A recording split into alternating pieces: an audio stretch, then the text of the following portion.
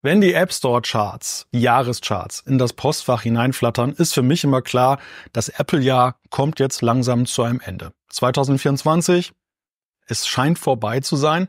Die App Store Charts selber sind jetzt nicht so spannend, also ganz im Vergleich jetzt zu den App Store Awards, über die wir ja auch hier gesprochen haben, die ja eben besondere Apps hervorheben, sind die Charts ja eher dann eben die Bestseller. Und man muss wirklich sagen, mit großer Kontinuität. Man sieht da wirklich ein paar Namen, die man jedes Jahr sieht, und ich finde das sehr faszinierend. Aber ich glaube, es liegt auch daran, dass diese Apps, wenn sie einmal sehr viel geladen werden, Leute landen auch in diesen Charts und laden sie dann eben auch runter. Und damit kann man dann relativ klar sich diesen Platz auch erarbeiten. Aber es sind auch so Evergreens, also ChatGPT ist jetzt relativ neu noch dabei, aber es sind natürlich dann die bekannten sozialen Netzwerke dabei, zum Beispiel die Blitzer-App. Blitzer Pro heißt sie, glaube ich, ist bei den bezahlten Apps ganz oben. Aber gut, wir wollen jetzt nicht über diese Charts sprechen, das ist nochmal ein Thema für sich. Ich möchte mit euch über die Top 3 und Flop 3 des Jahres 2024 sprechen. Ja, viele halten jetzt gerade Rückschau auf das Jahr. Ich hier auch auf diesem Kanal, und ich möchte euch ermuntern, mit mir zu diskutieren. Schreibt gerne in die Kommentare, was eure Top 3 und Flop 3 des Jahres 24 gewesen sind und generell, wie ihr aus diesem Apple-Jahr rausgeht. Das ja doch recht besonders war. Es fing spät an im Mai mit diesem Event in der Battersea Power Station, auch ja Novum oder relativ selten, dass international, dass in London ein Weltevent ist und nicht in Kalifornien, nicht in den USA, dem Heimatland von Apple. Und genauso unkonventionell das Ende dieses Apple-Jahres mit dieser Reihe von Events, von Kurzfilmen zum Mac. Also nicht ein klassisches Event, sondern tatsächlich eben, dass Apple da so eine Woche quasi damit bestritten hat. Sehr interessant. Aber auch das ist ein Thema für sich. Fangen wir mal an Platz Nummer 1. Der Mac Mini. Reden wir nicht lange um den heißen Brei. Ist mein Favorit an Platz 1. Einerseits die Bauform, wie man ihn neu gestaltet hat, und überhaupt dieses Bekenntnis zum Mac Mini, von dem ja immer unklar war, ob Apple ihn wirklich liebt und wie sie überhaupt die Zukunft der Desktop-Macs sehen, weil ja bekanntlich ja die MacBooks sich viel besser verkaufen. Jetzt also ein klares Bekenntnis, und man darf davon ausgehen, dass die Mac Mini noch eine sehr gute Zukunft beschieden ist. Aber damit hört es nicht auf. Ich finde auch der M4, der Prozessor, ist an einem Reifegrad angelangt, dass man, wenn man jetzt noch nicht auf den Apple Silicon gewechselt ist, sehr gut darauf wechseln kann. Denn die GPU, die mit dem M3 verbessert wurde, ist jetzt ja auch auf einem guten Level. Zweite Generation der 3-Nanometer-Bauweise. Und wenn wir mal gucken, der M1 war ja schon fantastisch, was eben Energieeffizienz anging, was Leistung anging. Aber der M4 stellt das ja in Schatten. Man bekommt mit dem M4, dem Basisprozessor, ja einen Chip, der ähnlich gute Resultate hat wie anfangs die Pro und teilweise sogar die Max-Prozessoren der ersten Apple Silicons. Natürlich, wenn man die Benchmarks ganz klar liest, gibt es immer noch Unterschiede. Ein M1 Max ist nicht entwertet gegenüber einem M4, aber der M4 bietet eben sehr, sehr viel, und das zu einem relativ guten Preis. Ich sehe momentan wenig Grund, auf den M5 zu warten. Ich wüsste nicht, was da jetzt groß kommen soll. Natürlich wird es einen Leistungsplus geben und er wird manches sicherlich besser machen, aber der M4 ist halt wirklich ein Plateau. So ein bisschen das iPhone 4 des Macs. Am Platz 2 steht bei mir das iPad Pro mit M4. Es ist ein ziemlich teures Vergnügen, und ich ärgere mich immer noch darüber, dass Apple die Nano-Textur-Option den höheren Speicherausstattungen vorbehalten hat. Nichtsdestotrotz ist es einfach von der Bauform her, und ich gebe zu, mich fasziniert, dass sie es so dünn gemacht haben, aber das Display ist auch extrem gut. Es ist allerdings auch extrem kostspielig, muss man sagen. Es ist wirklich ein iPad, was man sich kauft und dann viele, viele Jahre idealerweise vorhält. Und mir persönlich gefällt es sehr gut, einfach weil man gönnt sich damit was. Ich glaube, die Zeiten, wo es den Mac ersetzen soll, hat Apple hat diese Philosophie auch mehr oder weniger aufgegeben. iPadOS 18 hat ja auch nicht die Akzente geliefert, die dieses noch verstärkt haben. Man fragt sich ein wenig, warum der M4 drin steckt, denn er wird ja im Grunde genommen im Vergleich zum Mac gar nicht so sehr ausgereizt, sondern ein Schwerpunkt lag ja dieses Jahr auf dem Apple Pencil, dem Apple Pencil Pro, und eben genau das, diese Alleinstellungsmerkmale, die das Tablet hat, als Fugengerät zwischen dem iPhone, der Philosophie des iPhones folgend, und dem Mac oben, und eben sehr stark auf den kreativen Bereich auch fokussiert. Also mir persönlich gefällt es sehr gut. Man muss natürlich gucken, ob es zu einem passt. Und das Magic Keyboard hat Apple ja auch deutlich verbessert. Also ich habe wirklich nach wie vor Freude an diesem Gerät und ich finde, es ist halt ein sehr starkes Statement gewesen. Top 3. Ja, Nanotextur-Glas-Option beim MacBook Pro. Sensationell. Hab mir das so lange gewünscht, weil mich diese glossy Displays, diese spiegelnden Displays halt wirklich häufig genervt haben, wenn ich irgendwie unterwegs war und sei es, dass ich im Zug auf Reisen war oder aber eben auf Events und die Sonne schien von irgendeiner Seite. Jetzt muss man sich da keine großen Gedanken mehr machen, wenn man diese Nanotextur-Option beim MacBook Pro hat.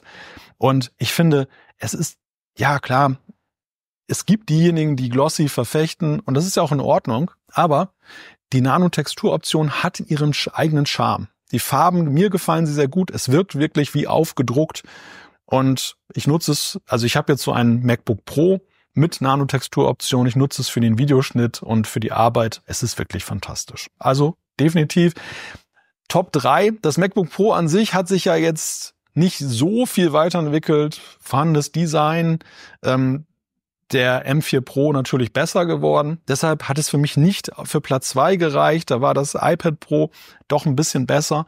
Aber eben die Nanotextur-Option eindeutig mein Favorit an Platz 3. Ja, und jetzt rollen wir das Feld von unten auf. Was waren denn so die Flops? Wobei Flop natürlich immer ein ziemlich hartes Wort ist, aber was hat mich vielleicht so ein bisschen enttäuscht? Bei mir war es so, dass die AirPods Max, ja, man hat sich doch so viel mehr gewünscht eigentlich, oder? Nach 4 Jahren das erste lang ersehnte Update und das Einzige, was sich ändert ist, oder wirklich essentiell ändert, ist, dass da jetzt der USB-C-Anschluss drin ist. Keine Verbesserung ansonsten irgendwie großartig. Das hat mich schon ein wenig enttäuscht. Ich weiß auch nicht, wie Apples Plan für die AirPods Max ist. Ich nutze sie persönlich sehr gerne. Ich finde sie fantastische Kopfhörer. Eben deshalb schmerzt es ein wenig, dass dieses Update jetzt wirklich nur eigentlich dafür da war, dass man sie weiterhin in der EU verkaufen kann, was immerhin ja aber eine deutliche Aussage ist, dass Apple mit den AirPods Max ja irgendwie dann noch weiterhin plant und sie nicht aufgegeben hat. Seien wir mal gespannt, was die Zukunft bringt. Aber ja, da hätte ich mir durchaus mehr gewünscht. Dann erinnert sich noch jemand an die Vision Pro. Ja, war auch in diesem Jahr. Eigentlich ist das Apple-Jahr ja losgegangen mit dem Verkaufsstart der Vision Pro im Februar in den USA. Folgten rasch weitere Länder und am Ende des Jahres haben wir sie eigentlich weitgehend vergessen. Sehr schwieriges Produkt. Apple hat sie ja nun scheinbar unter großem Druck im Sommer 2023 vorgestellt. Es wurde lange spekuliert, dass Apple die Mixed Reality aufgreifen möchte, dass sie Pläne haben für räumliches Computing. Und dann gab es die Vorlaufzeit für Entwickler und es passierte eigentlich nicht viel. Also im Februar kam diese Vision Pro raus. Das Betriebssystem erinnerte noch sehr stark an das Stadium, in dem sich dann dieses Betriebssystem auch befand, als es dann im Sommer 23 vorgestellt wurde. Es gab auch nicht viel mehr immersive Inhalte. Ja, und dann dachte ich, okay, vielleicht machen sie das ja in Vision OS 2. Vielleicht lohnt es sich nicht für ein halbes Jahr zwischen Februar und dann eben September jetzt dann da großartig das Betriebssystem noch aufzumöbeln in Version 1.0. Und Vision OS 2 ist leider auch nicht der große Wurf. Aber es sind noch viele weitere Punkte. Wir haben keinen wirklich überzeugenden Punkt bekommen, warum man eben den Computer den ganzen Tag auf dem Kopf tragen sollte. Warum man sowas im Sommer haben möchte, wenn es sowieso sehr warm ist. Und generell Thema Akkulaufzeit. Das mit dem Mac-Display hat auch relativ lange gedauert. Also die Vision Pro ist ein schwieriges Thema und Apple selber hat sie ja auch nicht mehr so stark forciert. Man weiß nicht, was sie sich dabei gedacht haben. Ob das jetzt ein Prototyp ist, der rausgegangen ist, um auf etwas Großes, was später kommt, vorzubereiten, dann wäre es natürlich ein sehr langfristiger Plan. Wir haben ja schon mit ARKit, der Programmierschnittstelle in iOS, schon seit langem die Ambition gesehen, dass Apple da in diese Richtung gehen möchte. Aber vielleicht ist es ja auch nicht so. Vielleicht dachten sie tatsächlich, das Produkt könnte von Anfang an einen Massenmarkt haben, weil ja Mixed Reality, Meta hat das auch sehr vorangetrieben mit der Quest 3, gerade so ein großes Thema war. Man weiß es nicht. Auf jeden Fall die Vision Pro für mich dieses Jahr kein Top. Ja, und dann Platz 3 auf der Liste von unten, die Apple Watch Ultra. Wer hätte das gedacht, dass wir schon in Jahr 3 aussetzen müssen, dass nur eine Apple Watch Ultra 2 im schwarzen Aussehen, mit schwarzem Farbton herauskommt, fand ich recht verblüffend und lässt mich natürlich fragen, wie geht es weiter? Was plant Apple überhaupt mit der Apple Watch? Welches Intervall werden sie künftig veranschlagen? Die Series 10 fand ich recht gut und mein Highlight war auf jeden Fall dann auch die Möglichkeit, Sekundenzeiger dort eben dann zu nutzen. Also die Erweiterung des Always-On-Displays fand ich recht gut.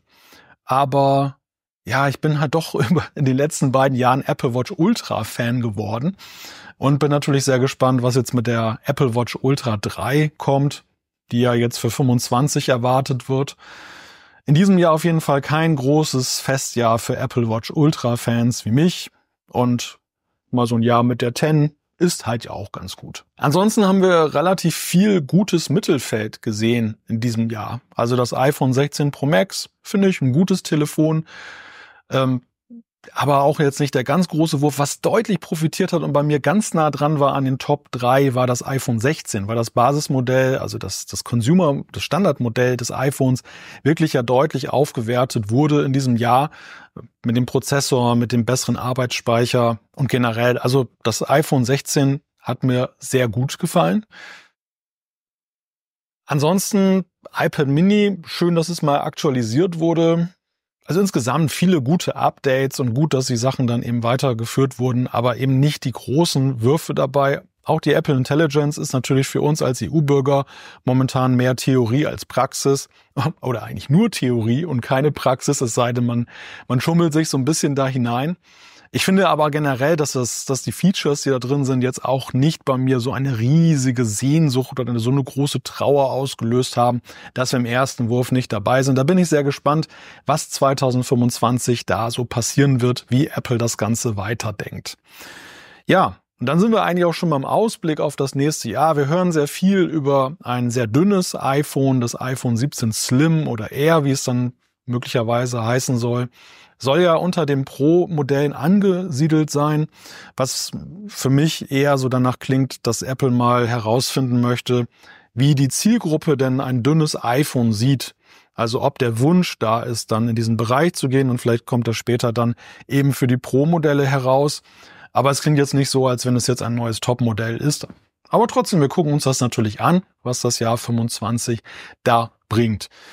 Smart Home hören wir relativ viel in letzter Zeit. Wir hören ganz wilde Gerüchte von einem Roboter, der einem ein Display hinhält und generell, dass das Thema HomeKit weiter aufgebrezelt wird. Da haben wir ja schon viel Hoffnung gehabt mit Meta, mit dem übergreifenden Standard, mit der neuen Home-App. Lose Enden, muss man sagen, an die vielleicht jetzt angeknüpft wird im nächsten Jahr und was ja für Apple dann auch ein ganz interessanter Markt sein könnte, aber man sollte, glaube ich, nicht zu viel Hoffnung darin setzen. Insgesamt bin ich eher vorsichtig, zuversichtlich, was das Jahr 25 angeht. Wir hören ja jetzt schon, dass da das Thema Foldables bei Apple auch eines ist, in die Zukunft gerichtet für das iPhone, für iPads, aber eben erst ab dem Jahr 26 frühestens. Und ja, wer Foldables schon mal getestet hat, ich habe auch ein Samsung-Gerät mal oder 2 Samsung-Geräte mittlerweile getestet. Ist schon recht bemerkenswert, welche Entwicklung diese Technik gemacht hat. Aber auf der anderen Seite bin ich mir auch nach wie vor nicht im Klaren, ob ich denn mein Gerät immer aufklappen möchte und ob ich dann wirklich diesen riesen Screen dann tatsächlich brauche.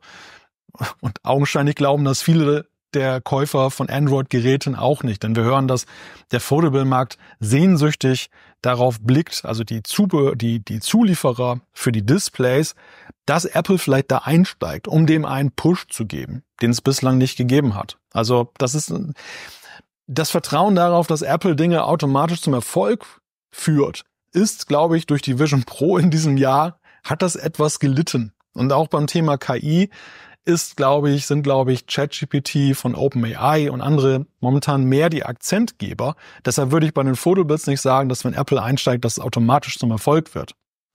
Trotzdem gucken wir uns natürlich diese Entwicklung gespannt an. Ja, das ist so mein Blick auf das Jahr 24 und der kleine Ausblick auf 25. Wie gesagt, schreibt gerne, was eure Top 3 oder Flop 3 des Jahres 24 gewesen sind. Ich bin gespannt. Und einstweilen sage ich erstmal Danke für eure Aufmerksamkeit. Bis zum nächsten Mal. Tschüss von der Nordsee.